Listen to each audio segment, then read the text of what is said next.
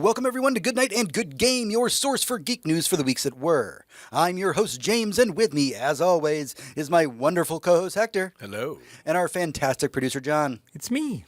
This week on the show, after the news, our boss room is going to be a special one, where Hector's going to be leading the conversation for the first time on what Gamepass is truly costing the video games industry. But before we start, don't forget that you can head over to goodnight.gg, where as a patron of our show, you can suggest topics for us to talk about. Also, as a patron, you get access to our off-week episodes. We have kicked off our Tales from the Crypt series watch, and it's only $1 to join our Patreon and hear all about the weird stuff that we've been watching in Tales from the Crypt. With all that out of the way, it is time to get into the Weekly Raid. The Weekly Raid. Welcome everyone to the Weekly Raid, your roundup of this week's geek news. I want to start this episode with news that everybody is going to be so excited about. Yes, the rumors are true. There is going to be a sequel to the movie that everyone loved, Vin Diesel's The Last Witch Hunter. And Michael Caine himself, the legend, will be coming out of retirement to be in this movie. What the fuck? I remember The Last Witch Hunter. I remember watching a pirated version of it in my living room in the early 2000s, maybe late 2000s. This was the one that I think was based on his D&D character, I want to say. Yeah, and you know what? It was a movie that came out. Right. That I eventually saw. Right. I couldn't really tell you much about it. I remember a cave. I think I might remember a necklace. It was fun. You know, it was very much a rainy Saturday afternoon movie. John, could you get me a Rotten Tomato score on this movie, please? The original Witcher? Yeah, the last Witch Hunter. So this isn't the one with what's his Henry Cavill name? No, that's The Witcher. That is very different. Which season 5 will be coming out both in terms of quality and story. Oh yeah. Oh good lord, this one he's like in a suit. And like, he's like, oh, he's doing the Matrix. He's doing notmatrix.com. Yeah. So what do we have for 18%? 18%. Is that public? That's the tomato meter as opposed to the what the regular people only liked it 44%. Oh, okay. Oh, yeah. But yeah. I think and you know what? That's fair. This is the type of movie that regular people would like 44%. Yeah. I'm pretty sure I liked it 44%. But if I was a critic and I was going to recommend it to people, I would probably have to be a lot less generous for the sake of my own reputation and give it something like an 18. Yeah. That is a perfect Rotten Tomatoes score for this movie. This is what is getting Michael Caine out of retirement? I mean, he's probably just bored, or you never know. I was listening to a podcast today, but it was the podcast for Peacemaker, and they had Joel Kinnaman on as a guest because, spoiler alert to anyone who hasn't seen last week's Peacemaker, Joel Kinnaman's in it. If you don't know who that is, great, nothing got spoiled. But anyway, they're talking about like, oh man, yeah, you did a bunch of shows and a bunch of great movies, and you were a leading man, and then you did like James Gunn stuff, and you were gone for a while. You weren't really a Hollywood guy, and then you suddenly came back and started working again. What happened? And he said, I bought a fucking house in Malibu, and it's a goddamn money pit. That might be Michael Caine's problem too. You never know. He might just really need to go back to work. It happens to the best of us. That is very true. It's nice to have him back. Not like this, maybe, but, do a Christopher Nolan movie. Right? Also, Vin Diesel, I think, notoriously pays his British actors a lot of money. I hope that so. Does not surprise. He is very generous. He is, from what I understand, he's very generous. In the Fast and the Furious movie, he has a lot of British actors that he pays. I think Judi Dench for Chronicles of Riddick got like a major payday. Fuck yeah. Nice. Good for him. All right. So, moving on from The Last Witch Hunter, let's talk about the Conjuring film universe. So the Conjuring film universe is set to expand yet again as HBO has announced a Conjuring universe television show. So the crew that's going to be working on this, and the reason I say again is if you're unfamiliar with the franchise, there is the main continuity Conjuring movies, which is like 1 through 4 or 5. And in each of those movies, there's always a side ghost that gets introduced, and that side ghost always gets a side project. So there's the nun, there's La Lorna, there's several that get there. Annabelle gets her own side movie or whatever. And so the crew that's going to be working on the Conjuring TV series for HBO is going to be Nancy Wan, who worked on Supernatural and Jessica Jones, and that's going to be the showrunner, writer, and executive producer. Peter Cameron, who worked on Werewolf by Night, is going to be a part of it, and Cameron Squires, who worked on WandaVision, is going to be helping out with the writing. It's quite a stacked group you got for a Conjuring. Yeah, I was gonna say, and this is coming from someone who's not seen a Conjuring movie, and doesn't feel like they're missing out. That seems really cool, and I might have to watch this one. Like that's quite the draw. Yeah. I just ghost movies don't vibe with me. I don't. Especially- There aren't any. So I'm going to talk about this for Ghosts. a second. All right. I don't want to cut you off here, John, but I do want to talk about this for a second. So, like, I love me some ghost movies. Like, I watch a fuck ton, and I do not subject my friends to my ghost movies or my exorcism movies. Those are just two things they don't like that I enjoy, and I just watch them. However, the Conjuring movies are actually really good because they're high quality and very well acted. But you have to ignore the fact that the real people that these films are based on are horrible fucking human beings. The Warrens were con artists. These are the people who did the Amityville con. Everybody believes Amityville is fucking haunted to this day. God. They were con artists. The people think the Annabelle doll is really fucking possessed. Like, it's just a Raggedy Ann doll. Like, it is nothing. It's a doll. But they're really good movies as long as you're not buying into the, oh my God, this is real, because they'll start it with, bro, Fargo starts with these events are real. Well, That's, yeah, like, it's Blair Witch, right? All the way down. You can just with the turtles. just say that in a movie, Yeah. and nobody will question it, and that's a fucking problem. But again, the main universe Conjuring movies, the ones that are not spin-offs, actually very enjoyable. And I think they do the Amityville story at one point. But yeah, anyways, John, do you have something to add to that? No, I was going to say pretty much the same thing. I mean, if you want more details, I would look up the late, great Joe Nickel, who did a lot of research about the Warrens. Yeah, that'd be great. So, because I cut John off, I want to give John a chance to really speak. I'm going to give Hector a really good chance to speak on our next topic. Oh. And that is that this last week on Twitter, X, Blue Sky, all that stuff, Stephen King released his personal top 10 films of all time, and we should talk about it. Okay, yeah. And he says that these films do not include some of the adaptations of his work, which are some of his favorite. He's speaking specifically to films like Shawshank and Misery. He's like, I fucking love those movies. Like, Right. they adapted it so well, and I love it so much. So let's start at the top with, I do not even know what the fuck the first movie is, but it's called Sorcerer. I believe I've seen Sorcerer, but I'm going to have to Google it to be sure. That sounds very familiar. 1977. I have not seen this movie. This Okay. is an old movie. Okay. Couldn't tell you. Zero clue.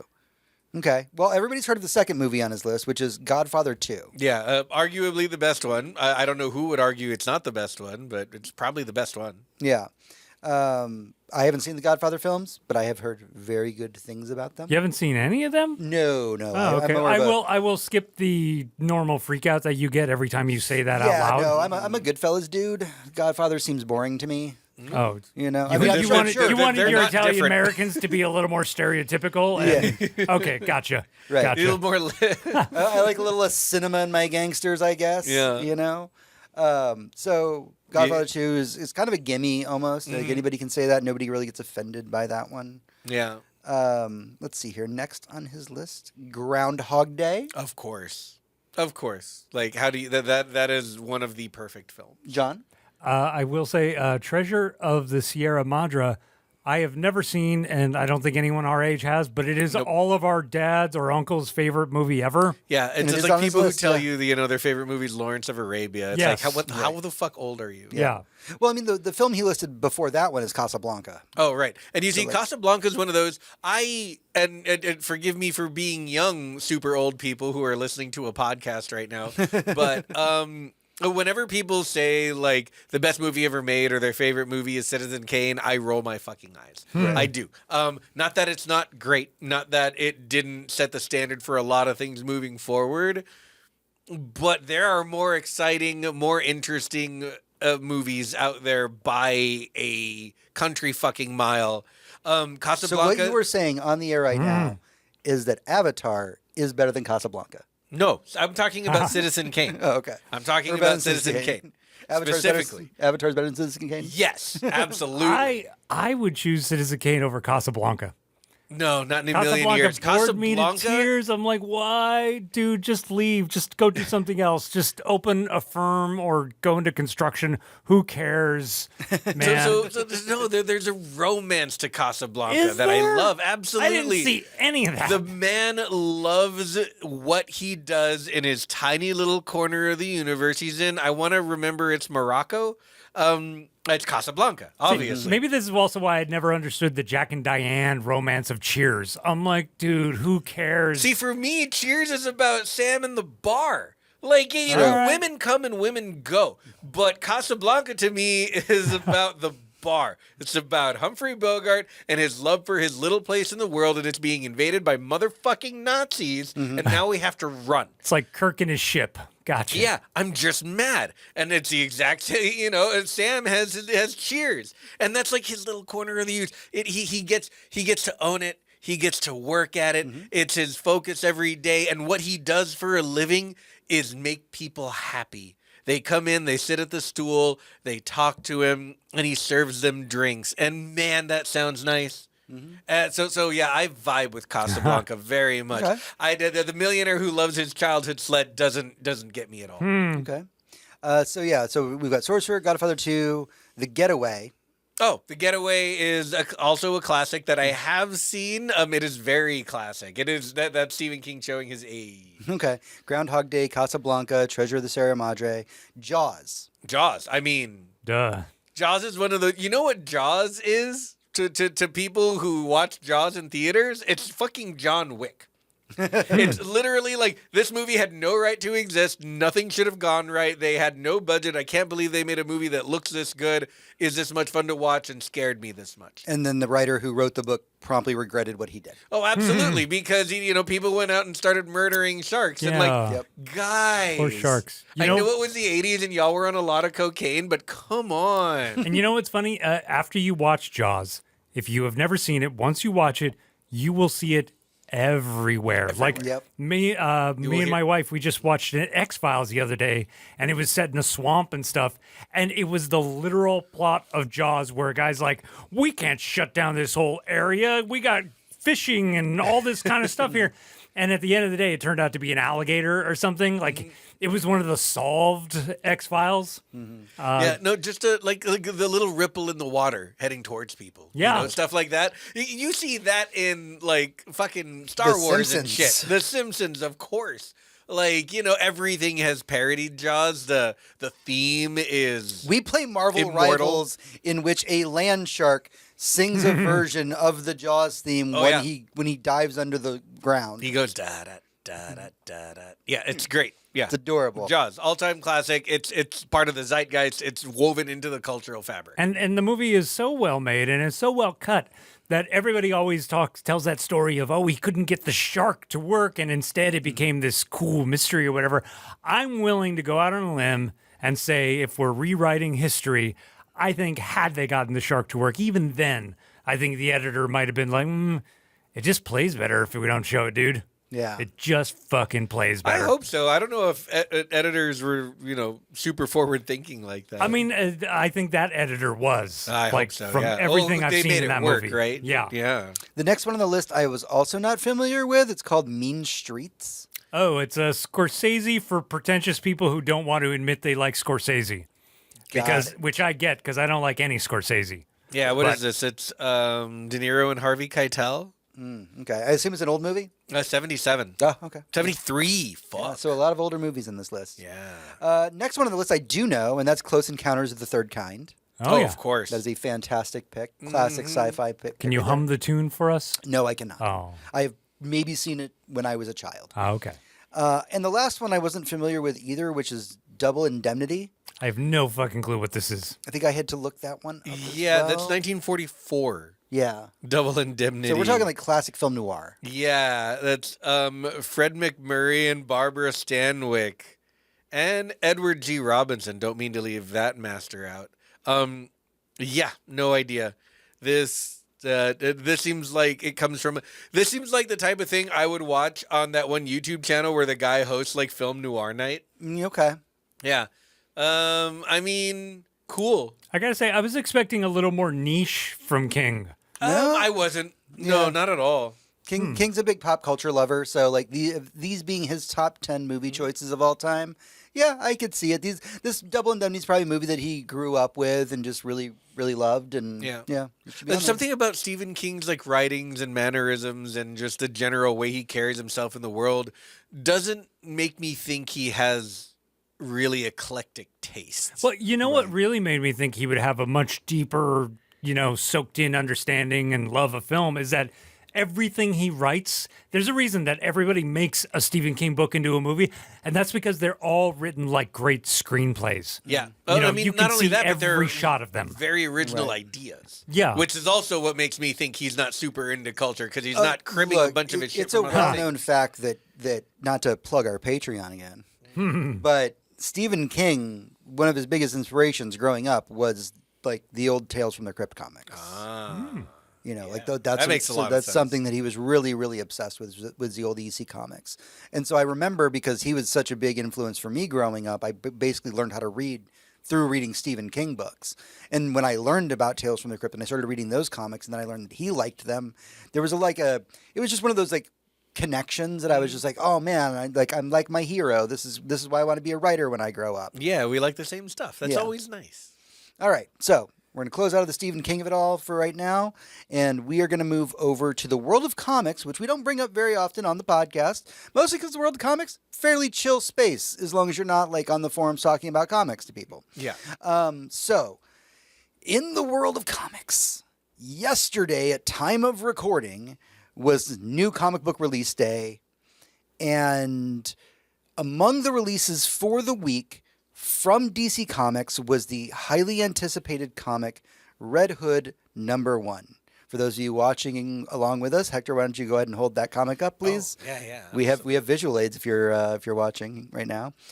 So, Red Hood #1 by writer Gretchen Felker Martin. So, on its day of release, yesterday at time of recording, the right-wing nutjob Charlie Kirk was brutally shot while giving a speech in Utah. Once the news of his death broke, the writer for the Red Hood comic took to Blue Sky with some very colorful comments about the assassination. I'm going to quote what she said on Blue Sky right now. Thoughts and prayers, you Nazi bitch, and hope the bullet's okay after touching Charlie Kirk. Now, these posts promptly got her banned from the social media platform Blue Sky, and DC Comics fired her.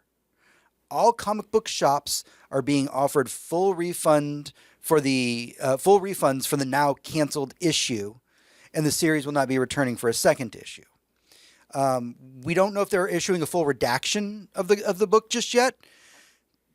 I will speak to my own experience. I went to my local comic book shop today. It has a cover price of $5.99 on it. When I brought it to the gentleman who was running the establishment, he said, I know why you're buying this. And it's not in our POS system anymore because DC had it pulled. Wow. Show us that bad boy. So I'm gonna sell you this comic for $2. He was very kind. Yeah. And just said, DC told us to pull it. They're gonna refund us for all of them. May ask us to like pull them and send them back. But hey, Bat City Comics, shout out to Bat City Comics here in Austin. Hell yeah, Bat City You Comics. guys are awesome. So yeah, what do you guys think about that news? To quote the great Jared Kiso, this is an overreaction. Like, I understand that it's not cool to get up in your social media and celebrate the death of a human being. Mm-hmm. She didn't hurt anyone. Mm-hmm. She didn't use her platform to say more people should be killed. She certainly didn't do anything illegal. Was it in poor taste? That's for you to decide. Right. She lost her job, Mm-hmm. and the thing that had her name on it was pulled from shelves. Mm-hmm. I read a quote the other day that was, you're not allowed to suggest that even the worst people on earth, even if they're controlling the world, even if their actions every day result in the deaths of thousands, like Robert Kennedy Jr. or someone like that, you're not allowed to get up and say they need to leave their position or they should be killed. It's more illegal than pedophilia. And it results in things like this. I will remind everyone that the late Charlie Kirk is quoted as saying that, hypothetically, he would force his 10-year-old daughter, who really does exist, to have her rapist baby instead of aborting it. He did say that the death of people by gun violence is a small price to pay for the freedom to own the firearms that we do in this country. And no one fired him. No one removed everything he had from his livelihood for those horrific statements. I would argue her statements far more deserving of what happened to this comic author than what she said. I think that might be all I have to say about that before I get into some kind of trouble. Well, it's all we're allowed to say. Yeah. It is all we're allowed to say. So let's go ahead and push on from that, because that was a heavier topic there. But let's keep the heavy train rolling, but in a different capacity. More than 450 developers who are on the Blizzard Diablo team have voted to unionize this week after more rounds of layoffs in the company. This is the second time that the staff at Activision Blizzard have voted to unionize, following the 160 who voted to unionize in Irvine last month. Fuck yeah. Let's go. Let's see more of it. It's way harder to fire 450 people who are unionized than people who aren't. We know because Microsoft keeps laying people off. We'll get into more of that later. That is very, very true. Nintendo has patented the Pokemon style of summoning in games. That being, quote, the mechanic of summoning a character to battle an enemy using a ball. Now, why are we bringing up a patent, other than the fact that patents in video games are disgusting? It is important to note that Nintendo has an ongoing lawsuit right now with the creators of the wildly popular game Pal World. This is still about Power World. In which you have the Pal balls to summon your monsters. So they went and got a patent on something in Pokemon during a lawsuit, active lawsuit against a company that they think said, quote unquote, stole their idea. Well, James, if you couldn't take somebody else's money, wouldn't you just change the rules so that you could? That is what we are fucking seeing this, aren't we? Dear Pal World and everyone, every video game developer ever, whoever wanted to make a Pokemon clone, the doors are now wide fucking open for you. All you have to do is make the balls cubes. Yes. And then make the exact same systems with the exact same mechanics and the exact same RPG sensibilities. Copy the shit out of all of their like animal types and magic types and element types. Go hog wild. You just can't summon them with a ball. Mm-hmm. Yeah. Oh, could we do like diamond shapes?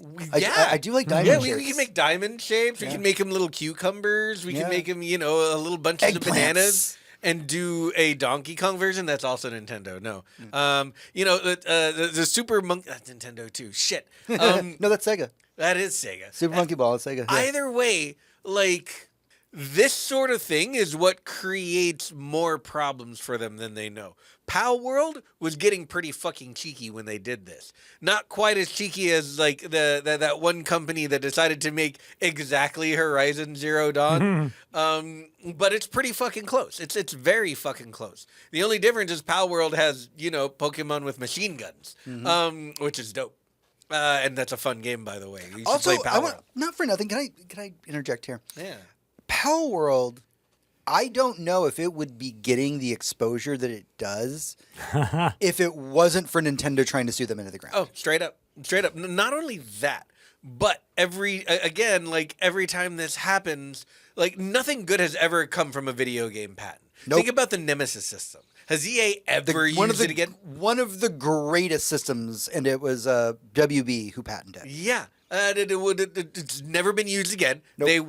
They won't put money into a game that would benefit from it, even though you could design an entire game around it with a brand new IP, and it would be fucking awesome. It just sits there collecting dust. Whereas we could have had something like that in every game ever And because always, it's a great idea. I always think about how much of our youth was wasted during loading screens when we could have been playing a simple little game, but that idea was patented. That is true. Yeah. Playing a mini game during a loading screen isn't patented because people fucking hate us. Like, we shouldn't, okay, we just need a blanket, like, there's a reason public domain exists, and there's a reason that, you know, if you create a character like Mickey Mouse, you get to patent that for the lifetime of your creation. For your lifetime of the creation, I believe the limit is supposed to be 90 years, right? Just as long as you're going to fucking live to benefit from the money that you get from this thing you make. Right.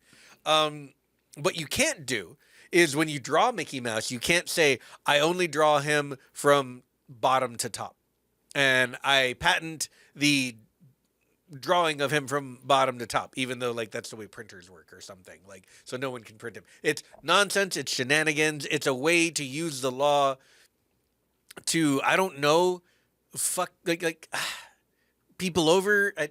The thing about patenting methods of creation rather than the creation itself is that it ruins the form you're working in. And I think there needs to be a lot more protections against anybody doing that. Mm-hmm. And again, we will talk more about that later. Okay. All right. So moving on from Nintendo and horrible things they're doing. God, this really just is a news week.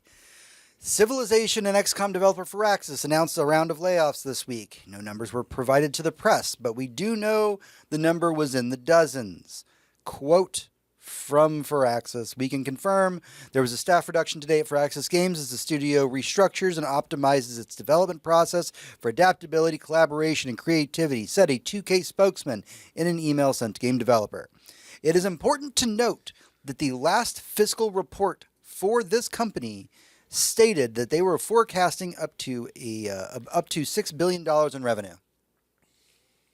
Well, that's disgusting. Like, where did those $6 billion go? Why didn't any of it go into the fractions of a fraction of a fraction of $6 billion that their salaries would cost? Like, it's dozens, a couple dozen people, it seems like.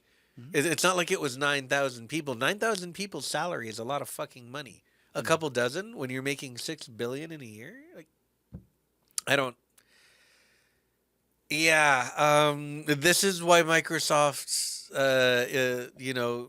450 developers unionized, to keep stuff like this from happening to them, because it's frankly, it's indefensible. And I don't know when we're going to, as a society, figure out that, you know, the notion of people working and the notion of infinite profit isn't going to, it doesn't fit together, and we the longer we try and force it to fit together, the worse everything is going to get. Well, we're almost through the news this week. Whew. All right, so let's talk about some fun stuff. So let's talk about one of my favorite games, the newest entries in the Wolfenstein series. So there's a big documentary that NoClip dropped on YouTube this week. Very fascinating. It's the second part of their documentary about Machine Games, the developers behind Wolfenstein. And the developers behind Wolfenstein said that they would like to and are kind of ready to start work on their third installment of the Wolfenstein series because they're closing up their work on the Indiana Jones game. During the interview that they had on YouTube, they said that they always envisioned the Wolfenstein series to be a trilogy. Like, they actually wrote it as a full trilogy. It's just things prevented them from being able to make the third game. Which explains the ending of the second game. Yeah, the ending of the second game is definitely it's practically a cliffhanger. Yeah. And man, I just want to, before we get to the next topic, I just want to hang on this one for a second. If you've never played, like, the newer Wolfenstein games, right now is the time to play them. 100%. It's amazing stuff. It's so good. The most Nazi killing one can do. The stories go places. Yeah. There are things in that game that blow my fucking mind, and they're so simple. Like, in the second game, your character, BJ Blazkowicz, is injured at the beginning of the game. You start the game in a wheelchair with, like, 2 assault rifles. Yeah, and half health. And half health. And you play most of that game at half health. Mm-hmm. There is a story reason that happens halfway through the game that they give you the full life bar. And when that clicked with me that that's what they were doing, it fucking blew my mind. Yeah, it's a game that tells its story not only through amazing cutscenes and incredible action set pieces, but also just diegetically through gameplay, through your actions and the way your character moves and controls. When you are in a wheelchair, you can't shoot with your left hand because you need to roll your chair to the right and vice versa. And your character keeps putting the guns into his lap so that he can move his chair and then like get a little momentum so he can shoot while moving. It's really, really well done. It's a short segment and they put so much effort into it. Mm-hmm. The way you move and the way you feel inside the world is so... it's grounded. It feels like you're really standing somewhere rather than being the video game floating head that people normally are and disembodied hand that sticks out from your chest. These are some of the best quality first-person shooters that we've gotten in a decade. I don't know how many I would put in front of them. We don't get games like this anymore. We don't get solid first-person story games very often anymore, especially in the shooter genre, especially with classics like stuff like Wolfenstein. Doom has evolved to the point where it's become almost a parody of itself, and that doesn't mean it's bad, but it's a certain kind of thing. And the first 5 minutes of Doom 2016 are a joke that there's too much story in games. Oh yeah, absolutely. Here's the exposition, and then he punches the screen. Yep. And in this one, it's, like the story is the point. And you get acting, and you get actors, and you get, choreographed cutscenes and comedy and pathos. The comedy is so good. Yeah, I get characters who are making decisions. Even the bad guys have their own like very specific and distinct personalities. Mm-hmm. These games are masterful, and I can't recommend them enough. And they're very cheap to buy since the last one came out. I want to say pre-COVID. Yeah. So one of the more fascinating things about Wolfenstein that I want to talk about, if you've never played the newer games, is the first Wolfenstein, the first newer Wolfenstein that came out is a very traditional Wolfenstein story. It is go to Europe, fight some Nazis, some weird shit happens because Nazi science experiments. Mm-hmm. It gets a little fucking strange in places because that's just the nature of the story they're trying to tell. And then you get to 2. And 2 is Nazi-occupied America. Yeah. And the thing that hit me, and mind you, this is really before like things got as bad as they have been in the world right now. There's this thing that happens in 2 where BJ comes out of this coma and he's like, there's no way the Nazis could have won. Like, I was there. America wouldn't have surrendered. America wouldn't have surrendered. And the thing that the game basically says to you is, yeah, Americans are a lot more racist than you give them credit for. Mm-hmm. And like that, when that moment hit for me in that game, and I was like, fuck, they really are though. Yeah, there's the first time you're in an American city, it's in New York after it was nuked, and you don't really meet anybody. You're just trying to find something. But the second time you're in America, you're in what seems to be, fucking the town from Leave It to Beaver. I think you're in Texas, aren't yeah, you? Definitely in Texas. And they're having a military parade, not unlike the one we had earlier this year, cough, cough. In this small town, jets flying overhead, tanks rolling by, and you're dressed as a fireman trying to deliver, a fire extinguisher somewhere. And you walk past a group of Klansmen who are trying to suck up to a, SS officer who walks in front of them. And the SS officer, the German SS officer, talks down to them, tells them to practice their German because they sound like idiots, and basically berates them and tells them to fucking watch themselves. And it's so amazing to see because the Klansmen, and I say they're Klansmen because they're in their robes. They got their hoods on. Yep. It's just, They just kiss their boots. Such a wild exchange because it's a little too real. In that, like, that's exactly how you would expect the exchanges to go, and of course, German Nazis, who won World War II, are racist towards white Klansmen Americans. There's something refreshingly funny about the situation. Yeah. So it's great writing. If you have not played those Wolfenstein games, please do. And While you're still legally allowed to. While you're still legally allowed to. The other thing I want to mention from that No Clip documentary, which is really fascinating to me, is in that same interview, the developers behind Wolfenstein said that in the second game, The New Colossus, there was one thing that was vetoed by their publisher, who is Bethesda. Just want to point that out. Bethesda publishes these games when they were working out the details of the story. And that is that you would, in fact, in a pivotal moment in the game, see Hitler's quote-unquote very weird tiny wiener. And this is a fact that I am including in this podcast episode because I wanted to be able to say Hitler has a very weird tiny wiener. Yeah, no. There's a scene in the game where you actually do, as B.J. Blazkowicz, meet the Hitler. And he's portrayed.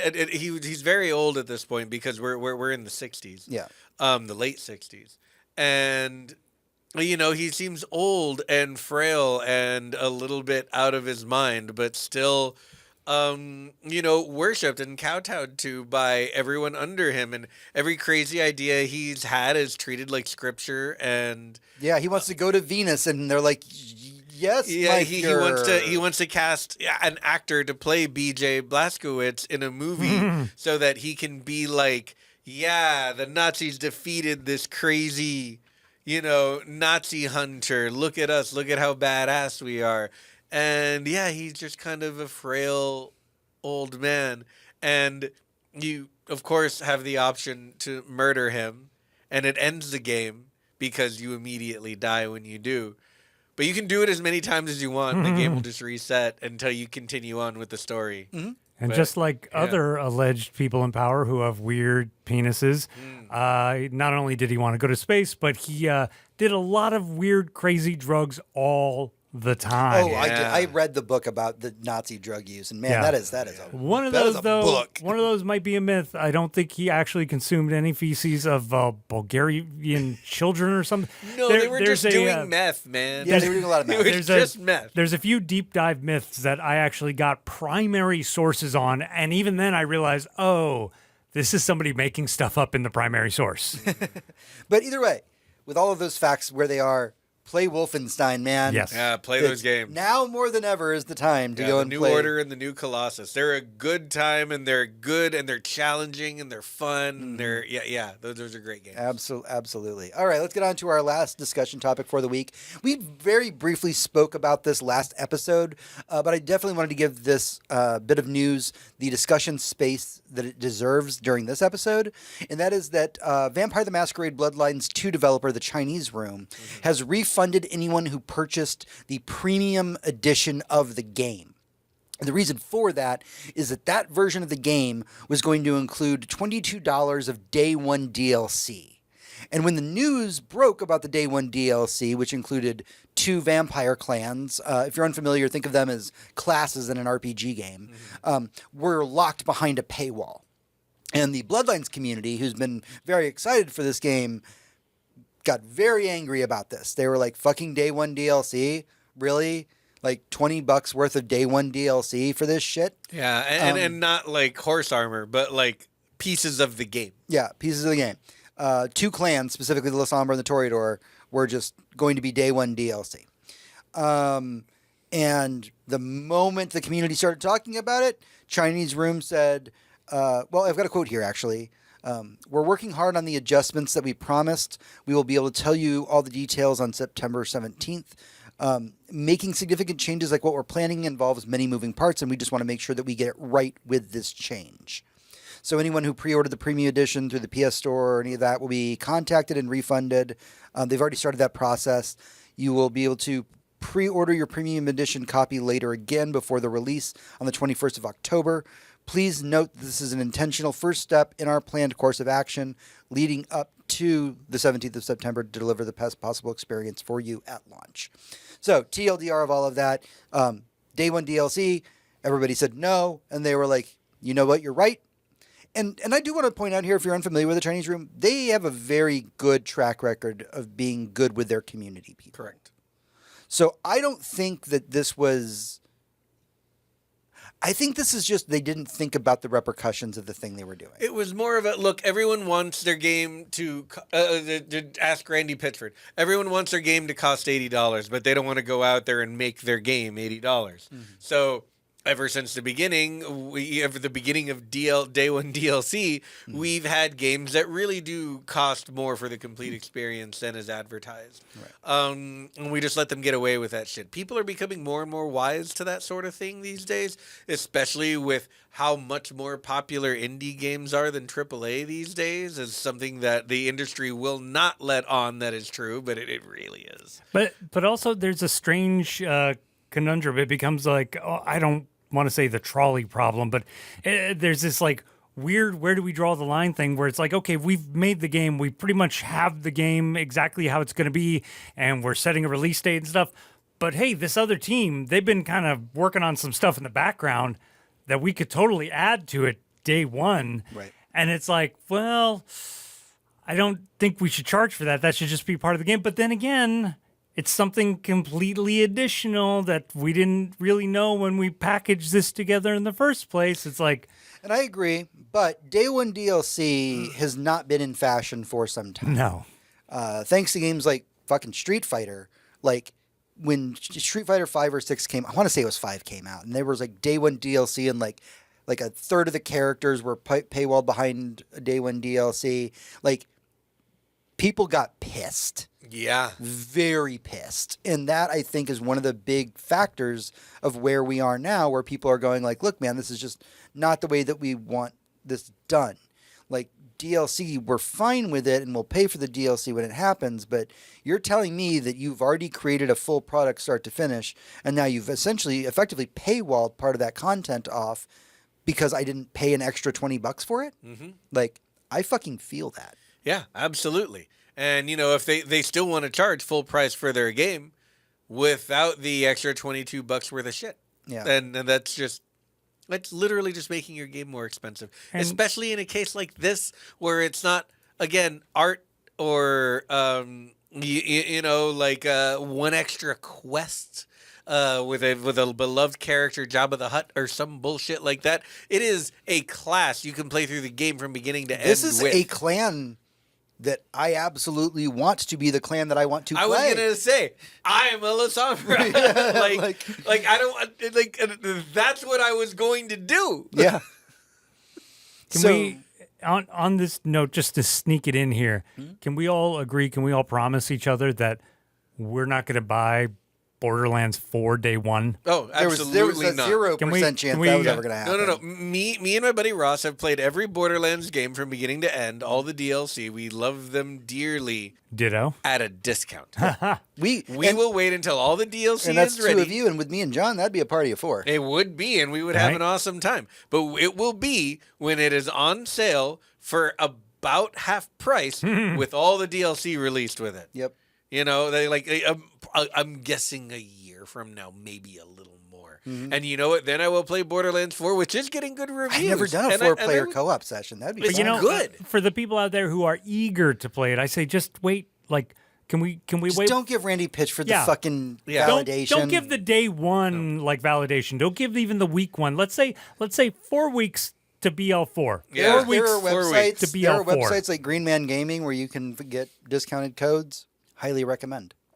Absolutely. Don't pay full price for this game. Do not pay full price for this game. All right. That is everything that we have for the news. But hang with us when we come back from our break as we get into our main topic in the boss room. Boss room. Hey everyone, welcome back to the show. It is time for the boss room, sometimes related to the news, sometimes not. This is the part of the show where we can dive deeper into our opinions on things like this week's topic, the actual cost of Game Pass on the games industry. Now, This is Hector's first ever boss room that he suggested the topic. He's leading us off. I am just here to provide color commentary. So, Hector, why don't you lead us off on what you mean by this very topic? So, what is the cost of Game Pass? Well, for me, because I signed up right about at the beginning of Game Pass, it's about $10 a month. It's pretty good. It's a subscription. Everything's subscriptions right now. I have a subscription to my favorite movie theater. I have a subscription to Netflix. I have a subscription to Hulu. I have a subscription to Disney Plus. I have a subscription to HBO. PlayStation. I have a subscription to PlayStation. One of our mutual former employers literally set up a subscription for penis pills. Yep. Absolutely. That was the only way you could get them. A decision I very much disagreed with. That company paid us based on them selling subscriptions to penis pills. Yes, that is true. Yeah. It is the business model du jour of the day. You don't have to sell, a thing once to a bunch of people. You have to sell something that people will continue to pay for forever and hopefully forget that they're paying for. All of this is edited on Adobe's subscription platform. So, like I said, I have a subscription to a movie theater. I have a subscription to Audible, which is audiobooks. I had a subscription for a little while to my Kindle, which got me readable books. I eventually bought a subscription to video games and Game Pass. There's so many subscriptions. It is the model. But what's it doing? What is it doing to the things we have? And I want to start this discussion not by talking about video games, but by talking about Netflix and specifically Netflix movies. Because in the movie industry and the people who talk about such things and the people who go to festivals like Cannes or Sundance or, want to attend or laugh at or poo-poo the Oscars, they talk about Netflix movies in the same way that, people who read the news talk about tabloids. It's no matter what it is, the source that brings it out kind of makes it trash. We have incredible shows by incredible people that fly completely under the radar, that come out all at once in one day with no advertising whatsoever and barely exist at all. Movies with Chris Evans and Ana de Armas and Ryan Gosling. Movies made by the Russo brothers and Michael Bay and, Quentin Tarantino, Adam Sandler. No one can escape the big Netflix thing. And there's some genuinely great content in there. Mike Flanagan? Mike Flanagan for sure. I didn't want to include him because the content that he has on Netflix is some of my favorite horror shit ever, and it's not even close. Mm-hmm. I would kick a baby across a football field for physical copies of everything Mike Flanagan made on Netflix, just so Netflix knows that. Please do that. It's great that I can get Castlevania and Arcane on Blu-ray. Give me The Haunting of Hill House and Bly Manor. Give me everything. All of the Mike Flanagan stuff. But the point is that Netflix will never release how many people watched the Michael Bay movie. A director who, when you movie absolutely positively has to make $1 billion fucking dollars, he's the director you go to. The Russos coming off of Endgame, making movies that with Chris Hemsworth that barely got a review, on an article on the internet. I'll be honest. What movie are you talking about? So there are 2 Chris Hemsworth movies by the Russo brothers called Extraction, and they're fucking pretty badass. They're good. Six Underground was a movie a little bit about racing. Red Notice had The Rock and Ryan Reynolds, the 2 actors that are not actors but brands. But then you would have to watch Red Notice. But Red Notice. And the thing is, if they had advertised that movie and put it out in theaters, it probably would have done pretty well just on star power alone. But Netflix bought it and Netflix made it. And even though you have these 3, because Gal Gadot's in it, incredibly beautiful looking people walking around half naked the entire movie, committing crimes and doing cool action scenes. It is your mom's favorite background noise while she irons. Nobody cares. And that's the thing. nobody cares about the stuff that gets released on Netflix as original Netflix content because it feels like B-sides. It feels like the comics like the pulp comics that were printed on lesser quality paper that you would pay a nickel for instead of $1. It feels like the movies you would see at the theater that was less reputable and showed porn sometimes in the 70s and 80s. That's how they look. That's how those movies look. Yeah. That's what Netflix movies feel like, and they shouldn't. I'm watching Wednesday right now, and you know what? That is a well-made show. It's really cool, and unfortunately, it is filmed like TV slop. No one like they film it because it's going to be watched on a TV, so it doesn't look as good. It looks like it will balance on every TV in America with the color grading and the clarity and the lack of any camera focus anywhere for any reason because it's shot on digital and you have to add focus in after the fact, and they don't. So it could look better, but the actors doing great. The costuming is amazing. The sets are amazing. I mean, Catherine Zeta-Jones alone is a great reason to watch that show. But Hector. Luis Guzman.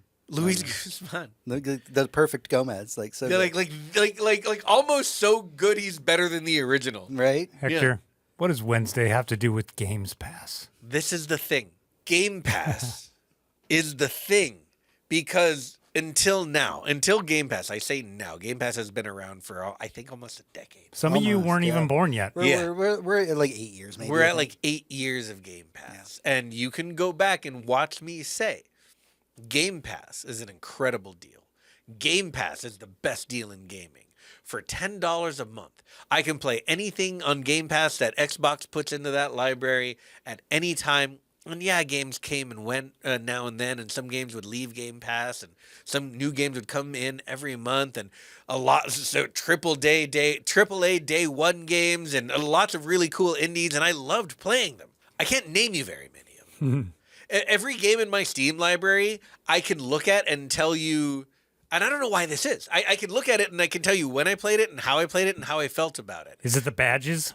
It could be the achievements, but I don't look at my achievements. I'm not the achievement hunter guy. That's my buddy Ross, and James too, depending on the game. True. But for me, I think I've platinumed like 3 games in my entire life. I don't care. I just want to have fun while I'm playing the game, and when I stop having fun, I stop playing. But the thing about Game Pass is I barely remember my time with the service.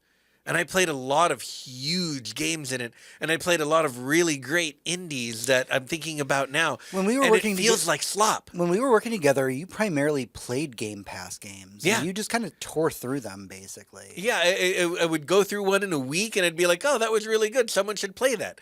I think the thing that I'm thinking about the most is, what was that game that came out recently that was like claymation? Oh, I forget the name of it. Yeah. Something about fire or lights? It had a very Cajun theme. Right. South of Midnight? South of Midnight. Thank you. That game, here's the tragedy of South of Midnight. That game should have been on my list to grab on Steam as soon as it came out, but it was on Game Pass. But I never played it on Game Pass because I was already getting kind of sick of the proposition of it. But that game seems incredible. It might not have been the best game because it's their first offering, but they launched day one on Game Pass, which meant I couldn't justify purchasing it on Steam. I keep forgetting that I want to play this. I want to play it very badly. You know why you keep forgetting about it? For the same reason you don't know about all the movies I'm talking about on Netflix. Because they don't fucking advertise them. They don't tell anyone they're making it. They don't tell anyone they're doing it. Because the point is, it's content for a subscription service, not a piece of art that is being presented by, a developer so-and-so, or a producer, distributor, Bethesda, or, someone like... Devolver. It comes out and it goes, we have this thing on our service, please subscribe. We have this thing on our service, do you like it? Please subscribe. We have this thing on our service, do you like it? Please subscribe. And Game Pass is the reason I didn't play South of Midnight. And I know that for a fact, and I'm trying to figure out why, but what it tells me is that Game Pass is hurting the industry. The reason that I wanted to bring this up, and the reason I wanted to talk about Game Pass, is because a report came out not too long ago that specifically showed that having access to an infinite library of games that you could never complete on your own for the people who paid the $10 for Game Pass did not alter their gaming behavior. It did not make them play more video games. it made them play probably the exact same amount of video games, maybe video games they wouldn't have played or paid for otherwise, but that was not necessarily the case. They still played the games they wanted to play. And if the barrier to entry was, $60 for AAA or $40 for AA, 30 to 10 for indie, they might have bought them anyway. And however many copies were sold is however many copies were played. So what did we really do here with Game Pass besides devalue the products that we have? Because if it weren't for Game Pass, I'd have South of Midnight in my library. May I? Absolutely. I know this is jumping ahead to the epilogue a little bit, but this week there's a game I have been playing, actually in my Discord. I've been playing MechWarrior 5 Clans. Now, anybody that knows anything about Deep James lore, I'm a giant BattleTech / MechWarrior fan. Also, any video game that puts me in a mech cockpit, like that is my absolute shit. I have a thing for mechs.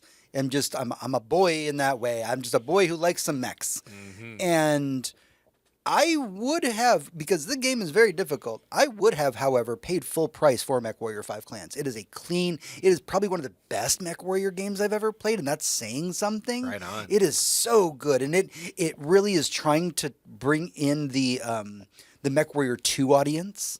There's a lot of stuff in there, and that is a game that I would have paid, if not full price, probably would have got it on like a 20% off sale on Steam during Christmas time or something. But like, oh yeah, fuck yeah, it's in our library.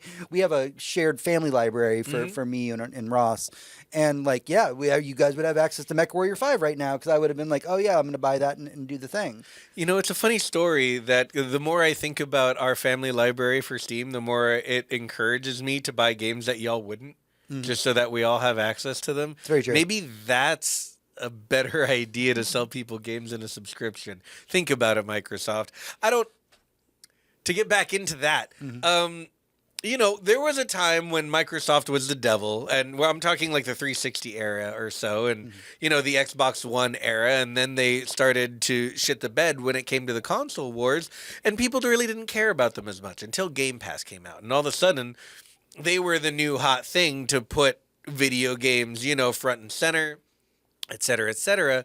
And now here we are, literally news earlier in this segment, not this segment, but this show, about them laying off thousands of people, which they've done consistently every quarter forever, despite turning billions and billions of profits per quarter. So whatever Game Pass is doing, it's not stopping that. And according to a lot of reports from a lot of developers who said, well, we had to go Game Pass day one or we wouldn't have been able to finish our game, then it's on Game Pass. And then you ask them, oh, well, how much money did you make from sales? And they're like, well, not much. It was free on Game Pass. So how many copies did you sell? Well, not many. And on Game Pass, how many played it? We don't know. They don't tell us. It's just, it's devaluing all of the art. It's taking the thing that could have been great, or at least would have been mid, or even just mediocre, but people would have loved it. It's removing the possibility for cult classics. People don't get to discover this stuff because, again, nobody advertises it, because it's just, meat for the grinder. It just goes in so that more people will subscribe. And if Netflix is any indication, the subscriber threshold is hit. Everyone on Earth who's going to be is subscribed to the service. So there's no way to make more money next quarter without making things worse or charging more money for it, which people are going to balk at. We need to find a way to pay for art correctly. We need to find a way to keep Microsoft from being the bad guy and devaluing all of games for a quarterly profit, because video games are something I love, much like movies. And thankfully, Netflix isn't going to ruin the movies industry. They're just not good enough to do that, which is saying something, because Netflix is a fucking giant. Luckily, movies endure. But video games, I'm afraid for all the time. Not necessarily because, they're going to kill the AAA industry. They're not going to kill the indie industry. Twitch.io will exist forever, and the indie game industry will be fine. But it's the loss of projects that had so much potential that are swallowed up by a whale and are never to be seen again. And then no one can find them, and no one knows about them. And then people 30 years from now will be like, why didn't anyone play this game? Because no one knew about it. Same thing for a bunch of content on Netflix. I remember a show on Netflix whose name I can't remember right now that starred Emma Stone and Jonah Hill, and it was a miniseries, and it was fucking amazing. The weird sci-fi one? Yeah, the weird sci-fi one. Oh, I thought you were going to talk about Hemlock Grove again. And I don't think anyone watched it. wanna- Hemlock Grove was also a really cool show that no one watched. It's a great vampire show. Yeah. There's a bunch of really cool horror. There's lots of amazing stand-up all over Netflix. But I keep talking about Netflix. There is so much good indie shit on Game Pass. That was not exclusive to Game Pass, but day one on Game Pass, so no one bought it. There are a few exceptions to the rule here. I just want to point out, Sure. like things like understand that for every 10 South of Midnights, you get one Expedition 33, which just defies all expectation. And even though it comes out day one on Game Pass, it sells 20 million copies anyway. But like that game is like a rare fucking gem, which is why it's going to be up for Game of the Year. Yeah, some games are too good to fail, and the industry, the media, the culture around video games is very good at spreading that particular word. There's no reason. Look, here's another great story. Silksong crashed every video game selling platform on the internet except for Xbox. I forgot to include that in the news. Xbox was fine. Silksong came out last Friday, and the day that it launched, you could not pre-order it because Team Cherry is fucking based like that. Good on them. And there were no review copies lent out because they're like, no, wait till we release it, then you can have it. They earned the benefit of the doubt. They did it. They released an incredible fucking game. The PlayStation Store crashed, and Steam crashed, and Nintendo crashed. Xbox was fine because no one has an Xbox anymore, and people don't go to that store to buy things because of Game Pass. And if there was ever a game worth owning, it's one, Expedition 33, and two, Silksong, especially this year. These games will be fighting it out for Game of the Year, and I can't wait to see what happens. I also think there's a stranger philosophical kind of question at play here. And in a way, I think a lot of streaming services are being hoisted on their own petard because they're saying, oh, no, it doesn't cost much.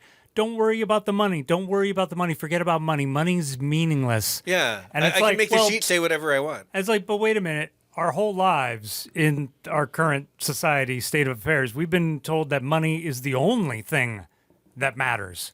And so now that we're not paying our money, because I remember my Steam games, because I remember, I scored the entirety of Borderlands 2 and all the DLC for like $10, you know? I remember that shit. But I don't remember how many times my billing cycle for Netflix happened and the stuff I watched on Netflix. And so it doesn't mean anything to us because the money factor has completely disappeared, and nothing's on the line like in gambling and casinos where they don't want you to see all the money that's being taken. It's a really strange state of affairs where they have tried to remove the meaning of money, and we're like, no, you just took away the value of your art.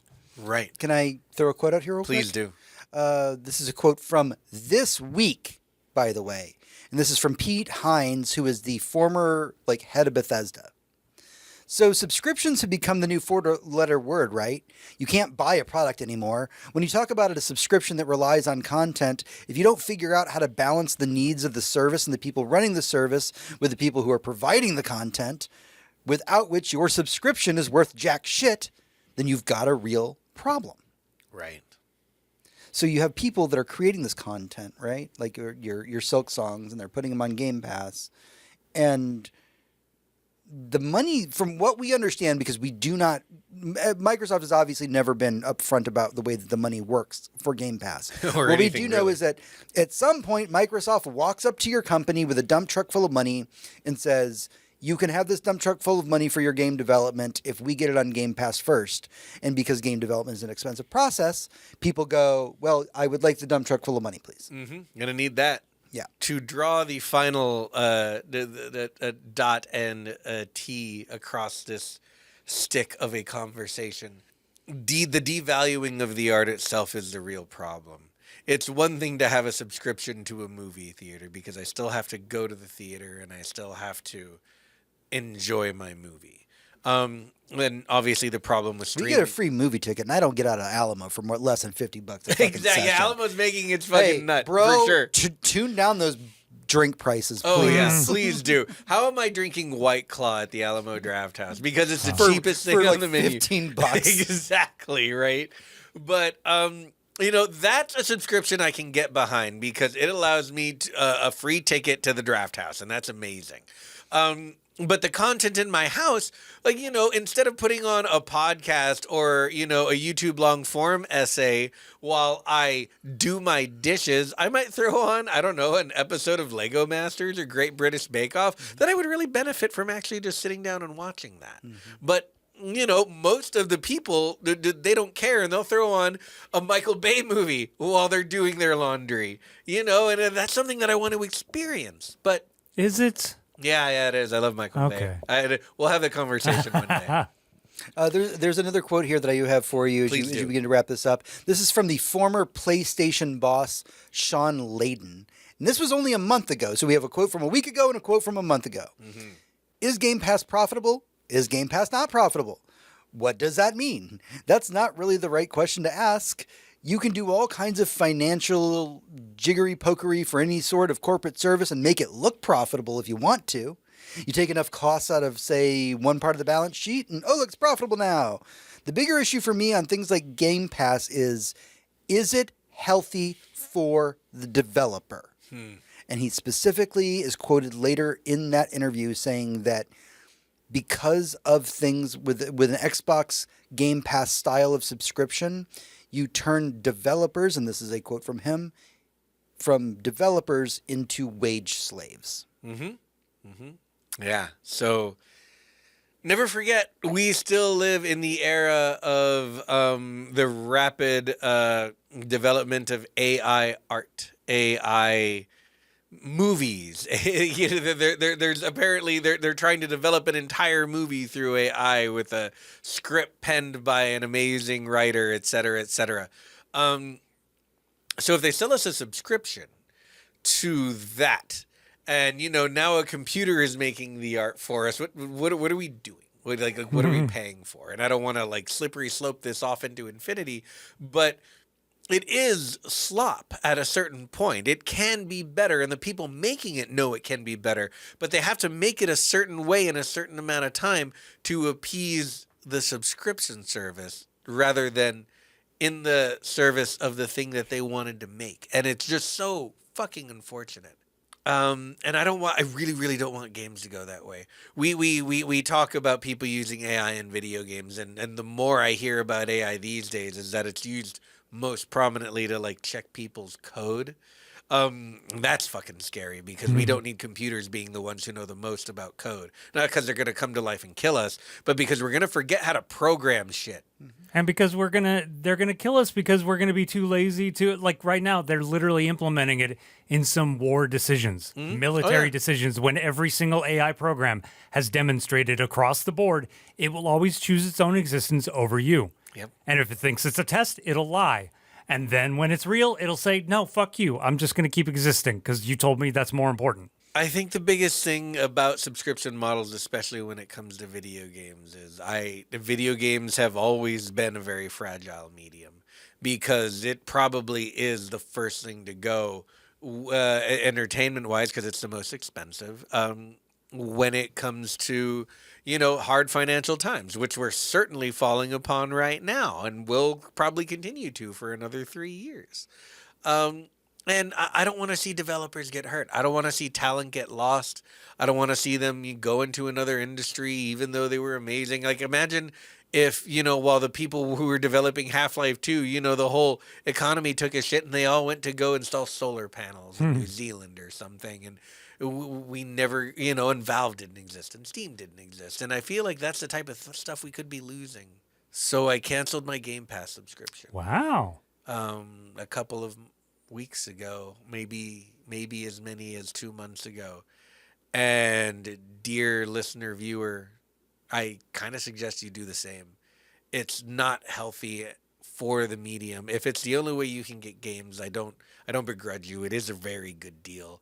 And there's a lot of great games there. And if you love games and it's the only way you can experience them, I get it. But if you have the ability to buy your video games, please do it from a platform that is not a subscription, because it's just better for the industry. It's better for the medium that you love, and we'll get better things because of it.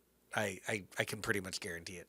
It is more money into the pockets of the developers who make the game. That's right, absolutely. We Even need through Steam, especially through Steam. And don't forget, Steam takes probably the biggest cut of any platform, but it's also the place where your game will get noticed the most and where you have the most likelihood of selling copies. So, We need a Steam for movies. do we? I think so. I mean, You know what? how else are you going to own a movie now digitally? No, I'm right there with you. Like, I don't want to have a giant Amazon library of purchased movies. Something about that. That gets taken from you because they will. Amazon Right. will. Oh, yeah. And something about it greatly turns me off. I would rather movies continue to be physical media. Streaming quality, it'll say 4K, it'll say 1080p. It sucks ass compared to. I'm not talking just a streaming service. Blu-ray I'm in talking my like Steam, like it's on your hard drive. Oh yeah, no, that would be nice. That would Like be I got great the because full they could- Remux, bro. Yeah, no, that would be cool. It's a very niche market, which is why I'm saying Blu-rays. Like if we could just go back to physical media with amazing quality, cuts of movies and stuff like that, that I can feel and think about watching the movie and pop the disc in and sit on my couch and get ready for an experience. I love that shit. It's the Literally- reason I love vinyls, because you have to think about what you're going to entertain yourself with and what it's going to be. I remember times when I had my PlayStation 4 with the Blu-ray player in it, and my internet would go down, and it was just an outage, like an AT&T outage or something, and I couldn't. I had no internet, so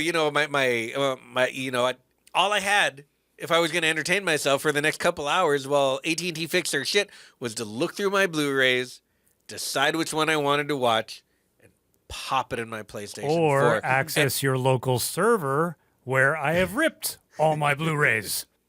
There was something really nice about that experience. And there's more to it than just that. Like, I agree with you on that. And I know this is getting a little off topic for what we're talking about, but to share kind of a similar experience, I got to show someone, a close friend of mine, over the last couple weeks, my favorite movie, 13 Ghosts. Hell yeah. And as her and I were watching it, because we were watching it on Discord, because she lives way up north, we're watching this. And, after we got done, we're kind of catching up and we're talking about the movie and all these things. And it was like one of those moments where I was like, so I know a lot about this movie and all of those ghosts. They don't tell you the ghost stories in the movie, but the DVD that I owned had like 2 to 3 hours worth of content. Oh, yeah. Just about the ghosts. Special fucking features, like yo. special features. And I was like, I will sit here for hours if I'm allowed to, and I will tell you everything about every ghost in this fucking movie.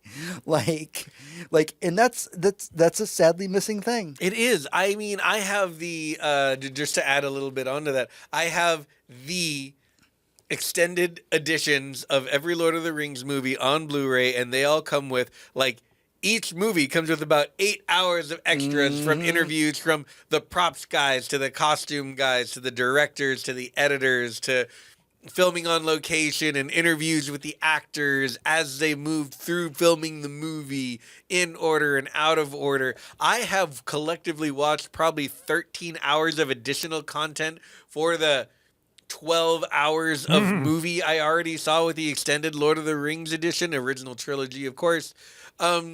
And I never, ever would have done that any other way except because I had those physical copies and I wanted to see that shit. Well, two things. Number one, I have all those things on my Plex library because when I rip them, I label them correctly and put them in. But number two, outside of this room, no one misses the special features. I do.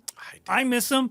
No one outside of this room gave That's a understandable. fuck. Like there was no like backlash on. There was no online surveys of Netflix. Give us our special. Nobody cared. Like they crammed that shit down every normal person's throat for 20 years, and the second Netflix came around, it just that myth was gone. Can I tell you that on my Disney Plus subscription, the things I watch the most are the making ofs? Me too. I will, Those are awesome. I will put on a making of a Marvel or Star Wars show Ooh. before I'll put on the show. I have watched Waking Sleeping Beauty and the Pixar story like on repeat like 20 times. There is a Did they do a making of Thunderbolts yet? Probably it's probably there. We just haven't looked at it. Watch it. Yeah.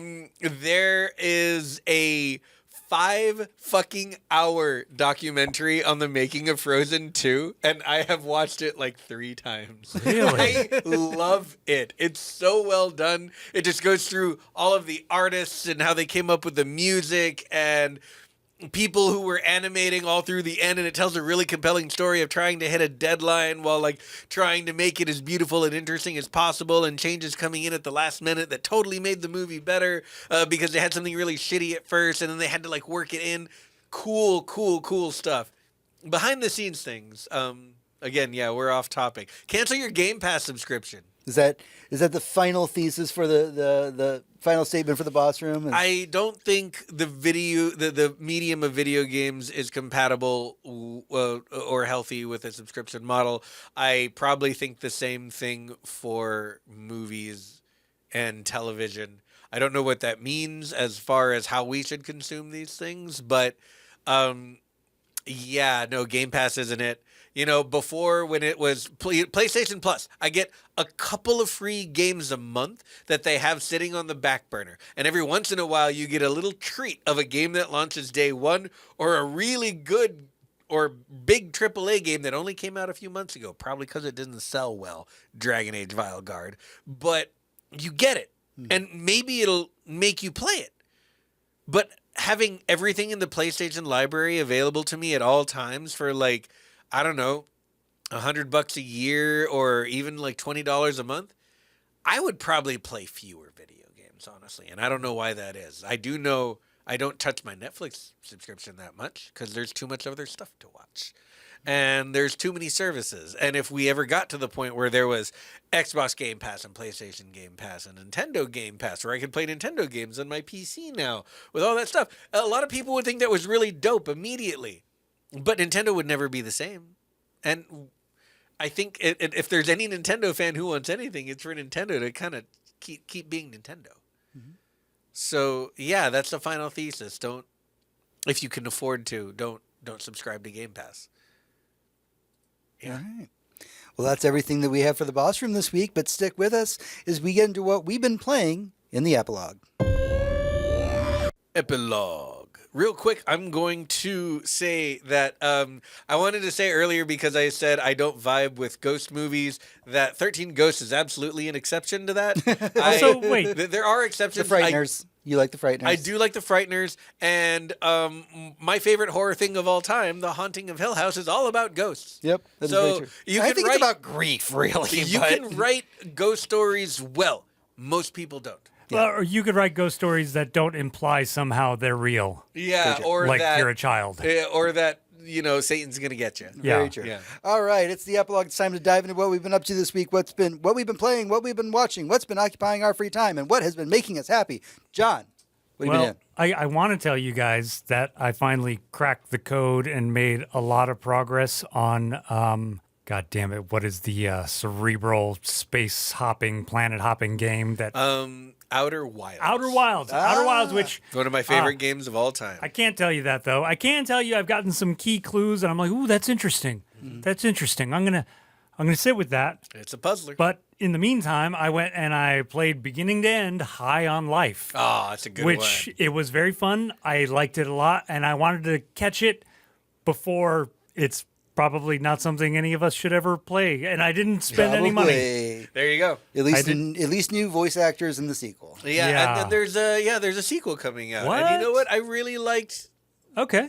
They're removing the problematic actor from the game. Yeah, the Roiland of it all aside, like that was a really fun game. And again, we don't get a lot of fun, interesting, like first-person shooter games. I have to go to Indie World for that. I have to go to Boomer Shooters for that. You know, and so having something that high profile be that much fun, I loved it. And also, it played so well. Like, it felt really good as a shooter. Absolutely did. Second thing I want to name, and I've talked about this before, but I got back to it since I got through with a couple Stephen King books. Adventure Time, the comic series. If you out there are like, man, like it's not enough. I need more. I need more Adventure Time.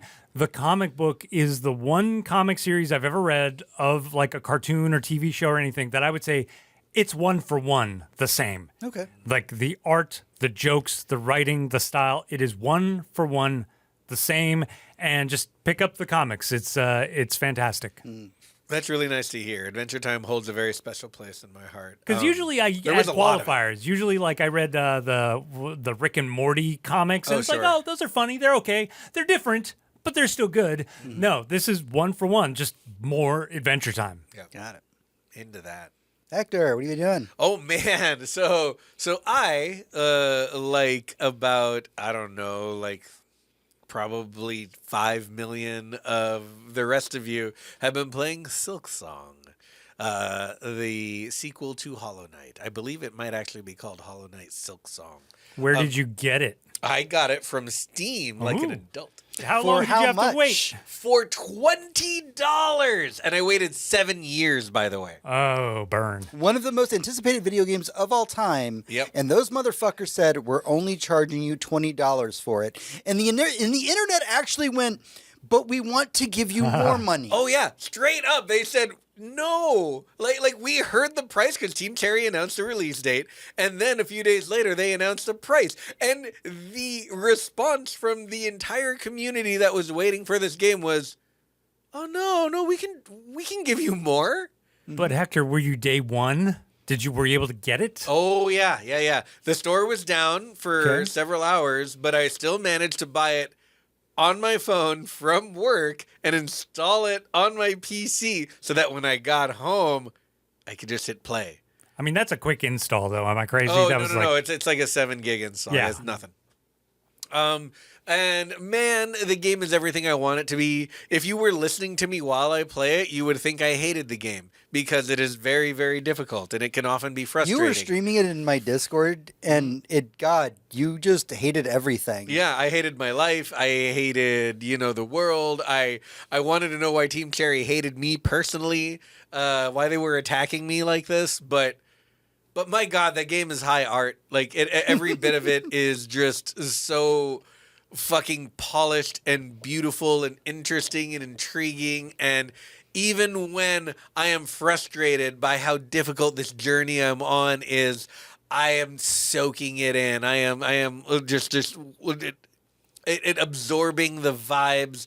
I'm vibing with the combat. I'm trying to get better at it. I'm trying to teach myself to be patient about it. All while it kicks my fucking ass like it's meant to do. Yeah, what a wonderful game. That's the only game I've been playing. I put everything else down to play it, and hopefully I can finish it in the next couple of weeks and let y'all know. Game's gigantic, y'all. It's so much bigger than any other Metroidvania I've ever played, and I'm still not even in Act 2 of 3 acts. Wow. Yeah. Other than Silksong, I have been watching Twisted Metal. I went ahead and decided to rewatch the first season because the second season just wrapped up, and I heard nothing but great things. And the second season will move you, man. Yeah, I'm so excited because that is a quality show from Peacock that nobody watched. Again, streaming. Right. They didn't fucking advertise that shit. They didn't tell anyone what was going on. They didn't tell anyone, we have Anthony Mackie. We have Nev fucking Campbell in the first season. Will Arnett. We have just awesome shit going on all the time in this amazing action-packed, well-acted, incredible sets, incredible cars and chases and editing and the whole thing. It's a complete package. It has the sauce. A show that is aware of its absurdness. Oh yeah, it knows exactly what it is, and it just gives it a big hug. And it'll have these episodes where it's like, yeah, we're going to have the clown's head on fire in one episode. And then we're going to do a really intimate episode between two characters where they confess what their lives were like during growing up in the post-apocalypse. And you're just like, what? Yeah. What? I remember when I first heard about the show Twisted Metal and our friend Ross had recommended it, I was like, that's going to be the dumbest thing ever. Because that sounds fucking stupid. I've played those games, and those games are dumb. Yeah, they don't have plot. They're stupid. How can you make a story about a guy who drives around on two giant wheels? Yeah, but by holding them with his arms and legs. And yet, and I will not spoil it for you, he is one of the most beautiful men of the entire second season.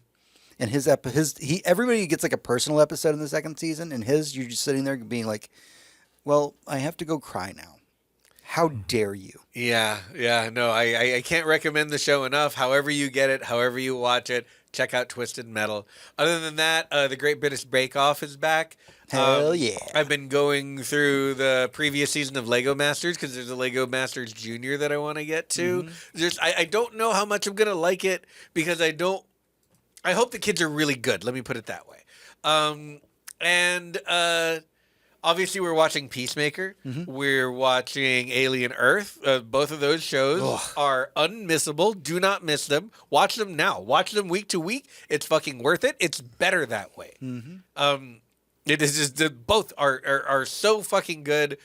Do yourself a favor and watch those shows. Alien Earth is the best thing to happen to the Alien franchise since Aliens. Yeah, absolutely. Yeah. How does Noah Hawley come out and be like, "Hey, James Cameron," and just throws his fucking mic on the floor and like, do it? Yeah, I fucking dare you. Agreed. And the last thing, Only Murderers is back. Only Murderers in the building.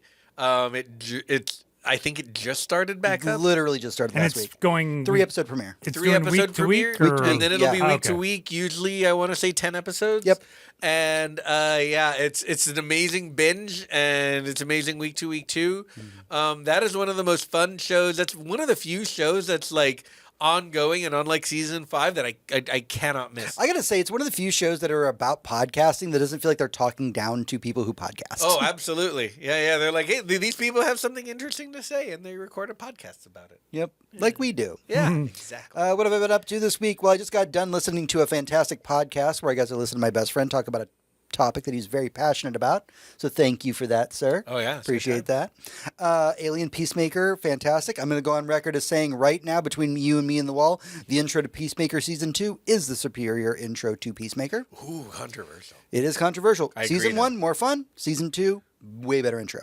I just finished Fargo Season 4, another Noah Hawley show. Oh, fuck yeah. Gun to my head, it's probably the weakest season of Fargo. But I mean, like, don't say that and be like, don't watch it. I mean, it's a fucking good season of Fargo. Yeah, it's like picking your least favorite season of The Wire. It's like, I don't even know why I'm telling you this right now. It's still, like, you should go fucking watch it right now. Yeah, watch all of it. I've been playing Helldivers 2. We are so back, baby, with the Xbox Game Pass of it all coming back around. We now have Xbox Helldivers. We have the ODST Helldivers. They finally fixed the fucking servers. The bugs are winning, y'all, and the bugs are more terrifying than ever. They can fly now.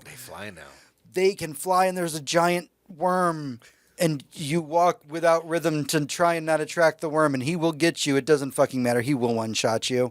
And then other than that, I've been playing MechWarrior 5 Clans, and that is such a niche fucking title because, again, I love mech games. But Jesus Christ, the story has been fantastic. It made me realize how much I miss Battletech. So much I reached out to a friend of mine who does a lot of like shopping at various half-price books, and I was like, hey, if you can find some of the old Battletech books for me, can you pick them up and I'll just pay you for them? Because I used to play the board game. I used to play the role-playing role-playing game. I obviously played MechWarrior a lot. It was one of my first computer games I ever played was MechWarrior 2. And I am loving the story. For whatever reason, they managed to give an actual good, beautiful story. Because the clans, if you don't, and I will not side tangent this, the clans are a very uptight society. They do not use contractions. They don't use contractions in their speak because that is considered a dirty form of speaking. But they somehow wrote 5 clan characters and really made them interesting and made you want to follow them and learn more about them. And I will say one thing, if you're new to MechWarrior, in MechWarrior 5, they give you 2 control schemes for playing. They call one called Modern and one called Classic. If you're new, I will not begrudge you the Modern control scheme, but I encourage you greatly to go to the Classic scheme. And the difference between the two is that the Modern control scheme kind of does a 1-to-1 where it moves your torso and legs in the same direction. The Classic control scheme allows you to control your legs and torso separately. And if you know anything about piloting a mech, being able to control those things separately is so vitally important because, y'all, this might be the hardest MechWarrior game I've ever played. And I have played like all of them. There was one mission I was running just the other day that I ran, and it's like a 20-minute mission. I must have run that mission for like 2.5 hours before I beat it. And it felt good to realize like the strategy and the tactics that I needed to change to do it, because it wasn't honestly about my mech configuration. It was about how I approached the final encounter. And when that finally clicked with me, it felt so fucking good. It also felt like it cheesed the game a little bit. And I love that in a game. Yeah. And I just highly encourage you. It is on Game Pass because all of that stuff's owned by Microsoft. I would say if you have not jumped into MechWarrior 5 before, play MechWarrior 5 Mercenaries first, because that's the one that comes before all of this in the timeline. And then go play clans. And they're very different experiences. Like in MechWarrior 5 Mercenaries, you can kind of pick where you want to go in the galaxy, and you're responsible for the cost of your mechs, and it gets really expensive, and you can lose really early on. MechWarrior 5 clans, a little more easy because the clans were very well funded in the Battletech universe, and they choose where you go. You don't get to pick what planet you go to because that's not how the clans work. So highly encourage you to play 5 Mercenaries if you like that. I'm going to tell you right now, they upgrade everything in clans. And again, it is very inspired by MechWarrior 2. Probably the game that is widely considered the greatest of the MechWarrior games. MechWarrior 2 is the only one I ever played. Yeah, that soundtrack, that everything, that was a clan game. You played in the clans. You played Jade Falcon, and you played Clan Wolf in that game, and eventually Ghost Bear is an expansion. In this one, you play as Clan Smoke Jaguar, and I believe there's a Ghost Bear expansion that just came out, like, this week. And that one is not free on Game Pass because it's a DLC, so you do have to pay for that. Please do. Please support Piranha Games. All Piranha does is MechWarrior games, and all I want them to do for the rest of my life is make MechWarrior games. All right, that's everything we have for the show this week. Don't forget that you head over to goodnight.gg to become a patron of our show. You can head over to facebook.com/GNGGcast, where you can chat with us, as well as at GNGGcast on Twitter, and goodnight.gg on Blue Sky to talk to me directly. And check out our YouTube. Yeah, Please check out our our YouTube is doing things. We have YouTube Shorts. Our fantastic producer, John, has been putting up shorts. Don't tell our real viewers that we have shorts. We don't have shorts, guys. No, but we if, have great if you videos like shorts, that you can watch. Share them with your friends who Yes. don't watch the podcast. And send our shorts to all the rubes. I didn't have it written into the script, but John, you recently booted up our Instagram, huh? I did. I started just posting some stuff from our Instagram, so check that out as well. I can't. Yeah, GNGDcast, I believe, is what we are on Yep. Instagram. So, all right. Well, until next time, for Hector, this is James. For James, this is Hector. And for you, this is me. Everyone, good night. And good game. Cancel game now.